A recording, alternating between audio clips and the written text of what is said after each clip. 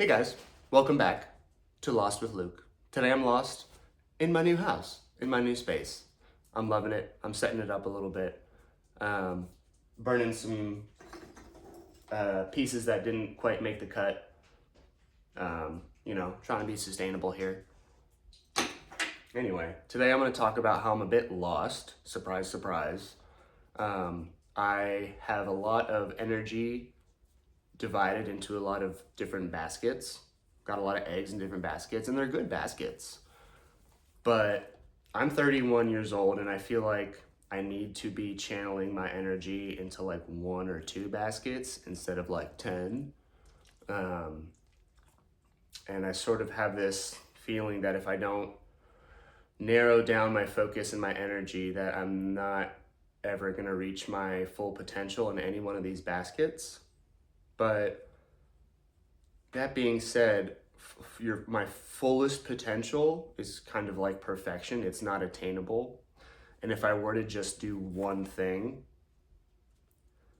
then everything else would suffer. My relationships would suffer, or my businesses would suffer, or my fitness would suffer. So I don't know that I just want to do one thing. Also, who wants to do one thing? I would just burn out, right? So my different baskets right now are like my businesses, my diving boards, my woodworking, YouTube, and then training as a diver. So, and there's other baskets that, are smaller baskets, but still baskets. And, if you're going to be a doctor, you really, at 30 or 31, you really got to be like dialed into being a doctor or running a business or being a professional athlete. So I guess we'll start with that, being a professional athlete. I wanted to be an Olympian since I was 7 years old when I started doing gymnastics. I did gymnastics till I was about 15. Took a break, just tried to do regular people sports. Wasn't very good at them. I then decided to get into diving around 16 or 17 and have been a diver off and on since then. And my issue I find with diving, so I live in Maryland, which is like kind of one of the diving capitals of the country. There's so many opportunities to dive around here, but there is no professional diving league. Basically, if you want to make it as a diver and make it at like meaning compete nationally, internationally, or even like the Olympic road, you kind of need to do that before you're 18 or in college. And I started a little bit late. Starting diving at 15 is like really late. People start diving when they're 7 or before. And so on paper, it's kind of ridiculous that I want to be an Olympian just because like you should have already been there by now, buddy. But I believe I have the physical capabilities, the work ethic, the talent. I think that's all you kind of need. The drive. I've got the potential. The potential is there. So that's why I feel like because I'm not an Olympian or not on that track, then I must have been doing something wrong. I must have not worked hard enough, basically, which is true. I have not worked hard enough. Whether it's not going to practice at all or leaving practice early or not trying hard enough in every single practice. I have all of the different components, but none of them are fine-tuned and cohesive in one big picture for me to be an Olympian yet. And so right now it's like, well, I could do it. I could drop everything, and maybe I don't need to drop everything and focus on being an Olympian. But is that really what I want? What I want is validation, right? What I want is for other people to see me as a good diver, and also for me to see myself realize my full potential as a diver. Now, some of the issues I'm running into in terms of training is that it's really difficult for me to find a team, a coach, and a place to train. So like I said, right, like there are so many facilities, coaches, and programs for me to dive at where I live, but it's all spread out. So there's a bunch of different facilities, but those facilities aren't just for diving. They use that diving well for aerobics classes, for lifeguarding training, for just lap swimming. So there's only a certain amount of time slots available at these facilities for diving. And then on top of that, you've got all these different private teams who are fighting over those time slots. So basically what my training looks like is like I can go down to Virginia, which is like an hour away sometimes with traffic, train there for 3 hours a couple times a week. And then I can also supplement that with training at a different facility with a different coach at a different time. And then another facility at a different coach, at a different time. And I'm just finding it hard to get in the groove of it all.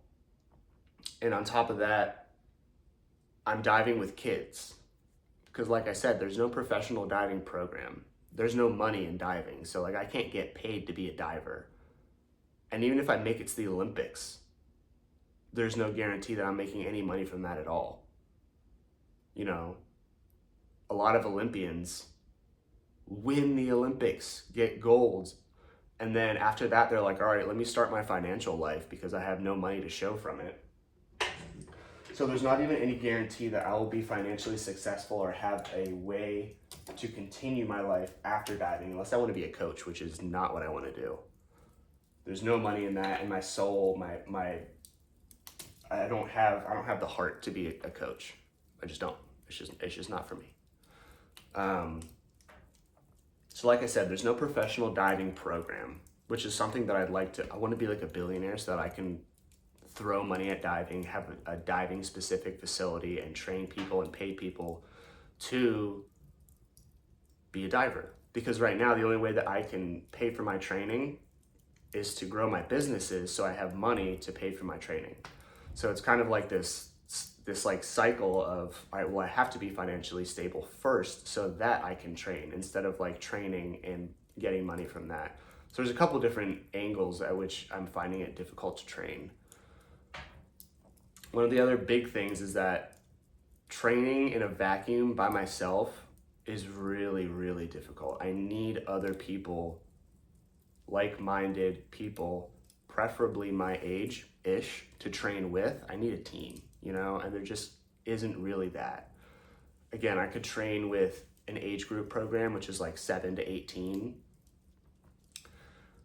And I've done that. And I've gone to like Olympic training facility in, Indiana, where that's what we did, 6 to 9 hours a day just training, but I was kind of ostracized and I didn't really connect with any of the kids there. You know how kids are. They're cliquey, they have their groups. They were like, what is this guy doing here? Maybe they were intimidated. I don't know. Who cares? It doesn't really matter. I was alone and really depressed and really finding it hard to train. So I could train with kids, which is fine. I like kids. And some of these kids are like, most of these kids are like way, way better than me. But it comes back to that team environment, that group, that support group, which I'm finding really hard to find. The other option is I could train with a college program, but kind of not really. A lot of colleges have very specific rules in that only people who are attending that college can dive with that group. Now, there's places like Purdue or like IU, different colleges in California, where if you know the coach and you're a really, really, really good diver, which I'm not yet, then you can do that. But that would require me to move away from my home, from my businesses, from my family and my friends, maybe even my dog, and that's just not gonna happen. I'm not gonna do that. So finding a place here to train full time is just really hard.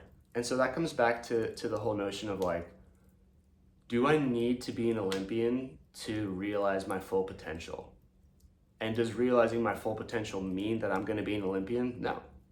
Because I could be the best diver in the world, but if I don't perform at Olympic trials that day, that dive as best as I can, it's not going to happen. And that doesn't mean that I'm not a good diver, it just means that it didn't happen. So is there a way for me to feel fulfilled and feel like I've reached my diving potential without going to the Olympics? Yeah, I think so. I think so.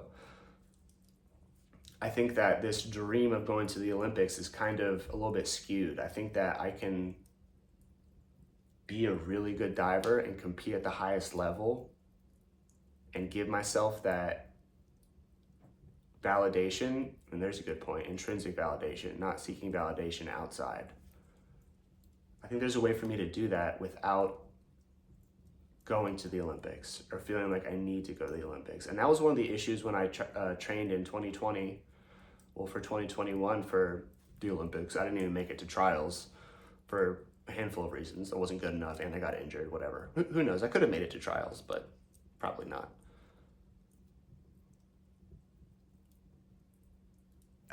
Having this idea that like I want to be an Olympian actually completely overshadowed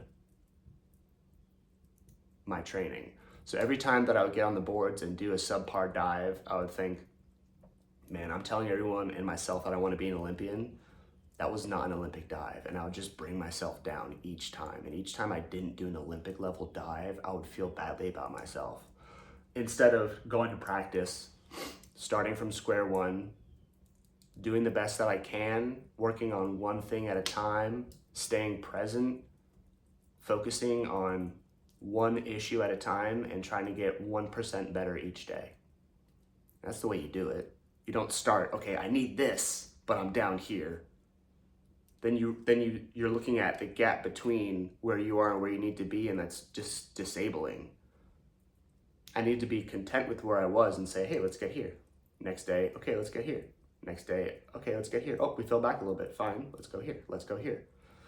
So a big part of the mentality with the issue of my training was that, is that I need to let go of this idea that being an Olympian is the only way that I can feel like I've made it, you know? I'm already a really good diver, and I know that. Why can't I just be happy with that and continue training for the love of the sport and the love of progress? I think I can. I just got to work on that, you know?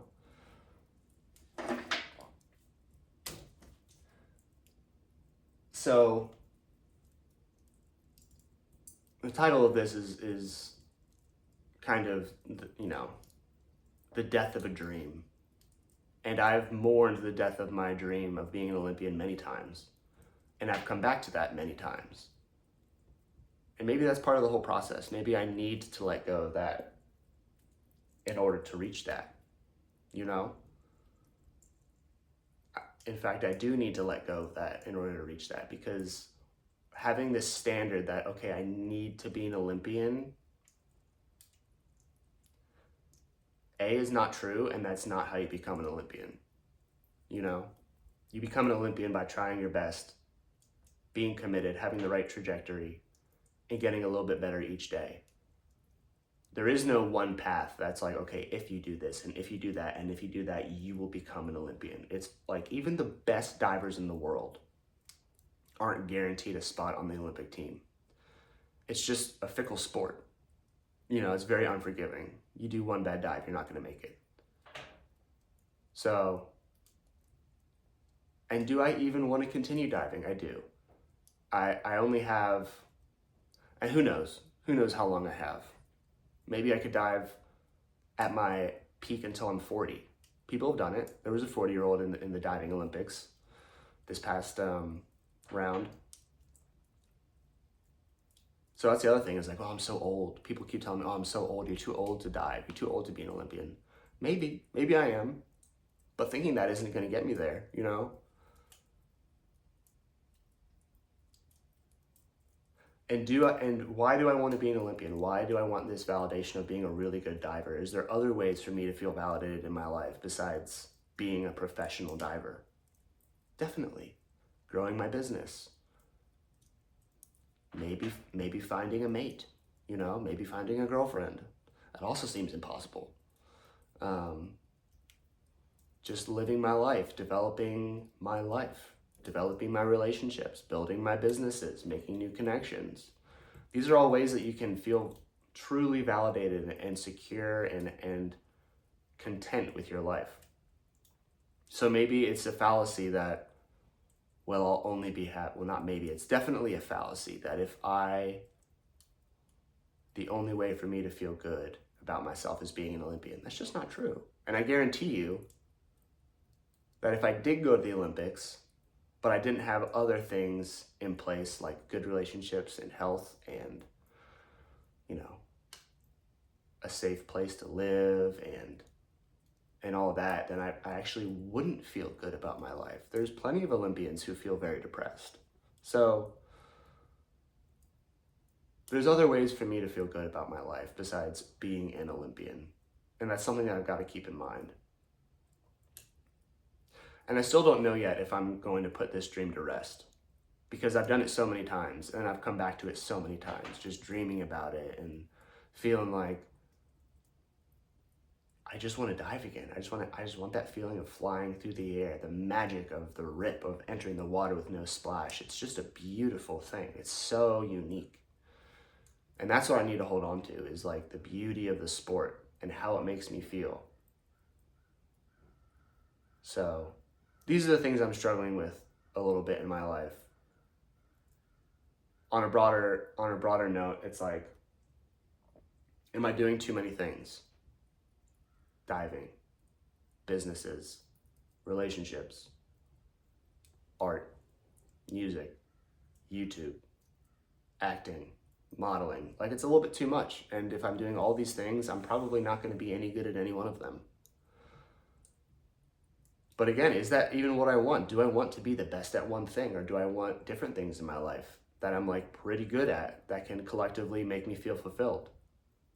I don't know. I just don't know. So I'm trying not to give myself an ultimatum, like, okay, no, we're definitely not going to dive anymore. We're definitely not going to do this, or I'm not going to do that. That's why I'm trying to keep some of these options open. But with something as specific as being an Olympic diver, you kind of need to narrow down and just do that. So you can see where I'm kind of at a bit of a conundrum here. I don't know if that's the right word, but you know what I'm saying. Anyway, I'm hoping this maybe helps somebody out there who's also struggling with something similar, which I'm sure everybody is. Like, am I doing the right thing? And I don't think there is the right thing. I think there's only the right way to go about it. Like, I could do anything. And I think if I go into that with the right mentality and the right heart, that it could be incredibly rewarding. So I'm just going to keep feeding the fire. I'm going to keep on. I'm going to keep doing my things, and I'm going to try to stop pigeonholing myself into being like, well, there's only one right way to go about this life, because there's not.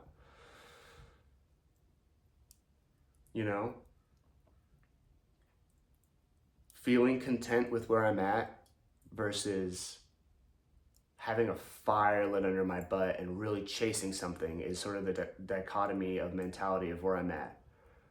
I want to feel content with what I'm doing, but I also feel like I need to be discontent and chase and be ambitious and work really hard. And I need both of these things. It's like the yin and yang of my life right now. It's like, everything is good. Everything is great. Just be here and enjoy what you have. But at the same time, we've got to make money. We've got to do this and we've got to do that. And both are good. I need both of them. And this is the struggle, So anyway, drop a comment. Let me know what you think about all this, what you think I should do. And if this helped you, maybe with some of the struggles that you're going with. All right. Have a good day. Love you guys. Take care.